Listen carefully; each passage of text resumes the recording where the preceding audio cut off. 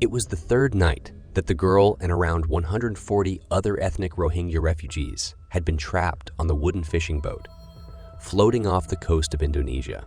These children, women, and men had fled Bangladesh and their homeland, Myanmar, in a bid to escape violence and terror, only to face the same horrors with a crew that seemed to delight in their dread. Under a peaceful, perfect night sky, the boat sailed across dark in motionless waters. However, the 12-year-old girl trembled with anxiety on board. Why? Is there a monster aboard the vessel? Or was she afraid of the dark water? She alleges that the captain and crew had not finished torturing her. They had also abused 3 other women and girls. The men even made threats to put those who disobeyed to death. The 12-year-old, who is only mentioned by the initial "in" this account, due to her experience with sexual assault, huddled up with the other girls and women, attempted to cover her face. Claims that after spending a night in the captain's quarters, she was beaten and subjected to sexual abuse by him and many other crew members. She had survived military attacks in Myanmar, much like the majority of the passengers, forcing her and her family to flee to Bangladesh, which is a neighbor. Not only this, she had lived through nearly 7 years in camps for refugees beset by violence there. She had also managed to make it this far without the support of her family, who had been hoping that she would reach Malaysia, where she would be betrothed as a child bride to a guy she had never met. Her early years had been spent fighting to survive. It seems that tonight would be no exception. What happens next would force in and the other Rohingyas on board into yet another battle for survival. For many, this would be the battle they finally lost. In March, Indonesian authorities and local fishermen successfully rescued 75 individuals from a boat that had overturned off the coast of Aceh province in Indonesia. Tragically, the United Nations High Commissioner for Refugees reported that another 67 passengers, including at least 28 children, lost their lives in the capsizing. Until recently, the circumstances surrounding the capsizing remained largely unknown. However, a harrowing first-hand account provided to the Associated Press by 8 survivors sheds light on the events leading to the tragedy. The journey began for N in Bangladesh, where she and other Rohingya boarded a series of boats to cross the Bay of Bengal.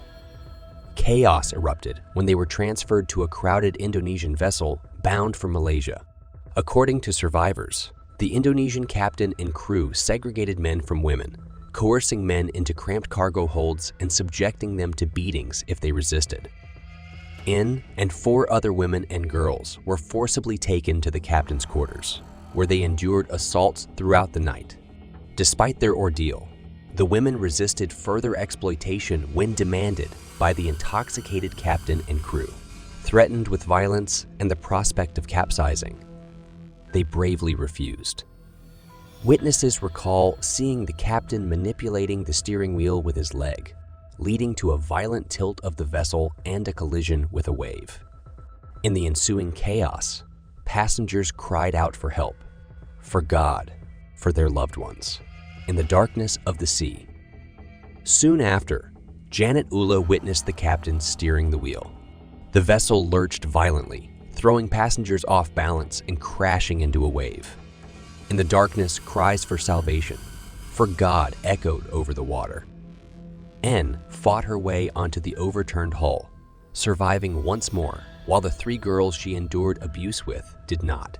Amin saw the captain and 3 crew members swimming away. In the morning, a fishing boat rescued 6 survivors. As worsening waves destabilized the capsized boat, more lives were lost. Rain provided relief from dehydration, but not everyone would make it. Rahina Begum's daughter passed away, her body laid to rest in the sea. Around 30 minutes later, the rescue ship finally arrived.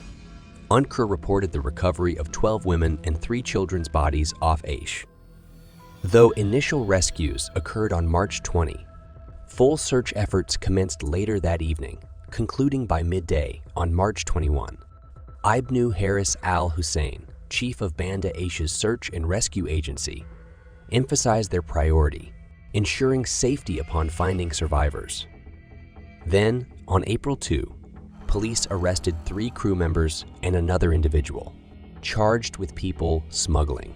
The search continues for the remaining crew, including the captain who fled to Malaysia.